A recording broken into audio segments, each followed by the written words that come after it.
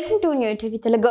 రానున్న మున్సిపల్ ఎన్నికల్లో బీఆర్ఎస్ ఘన విజయం సాధించి అన్ని పట్టణాలపై గులాబీ జెండా రెపరెపలాడాలని ఆ పార్టీ వర్కింగ్ ప్రెసిడెంట్ కేటీఆర్ పిలుపునిచ్చారు.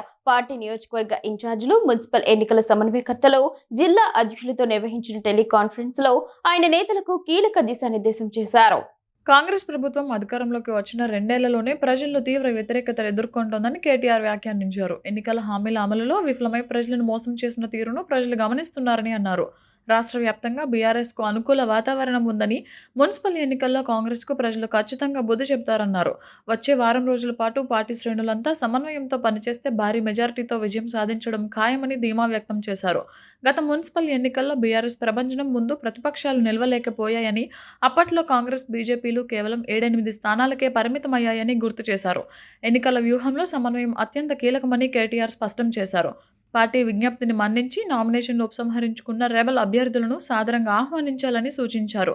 పార్టీ క్రమశిక్షణకు కట్టుబడి త్యాగం చేసిన ప్రతి నాయకుడి ఇంటికి అభ్యర్థులు స్వయంగా వెళ్లి వారిని ప్రచారంలో భాగస్వాముల్ని చేయాలన్నారు.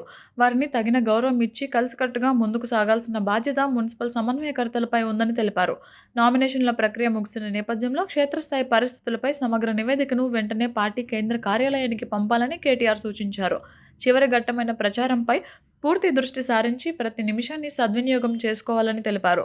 పార్టీ జిల్లా అధ్యక్షులు, మాజీ మంత్రులు తమ పరిధిలోని మున్సిపాలిటీల్లో విజయావకాశాలను అంచనా వేసి గెలుపు సాధించే అభ్యర్థులను ముందుకు నడిపించేలా కార్యాచరణ సిద్ధం చేయాలని కేటీఆర్ సూచించారు. అభ్యర్థుల గెలుపుతో పాటు పోలింగ్ రోజున ఓటింగ్ శాతం పెంచడంపైన ప్రత్యేకంగా దృష్టి పెట్టాలని అన్నారు. ఎన్నికల ప్రక్రియ పూర్తయ్యే వరకు సమన్వయకర్తలు తమకు కేటాయించిన మున్సిపాలిటీల్లోనే అందుబాటులో ఉండాలని ఆదేశించారు.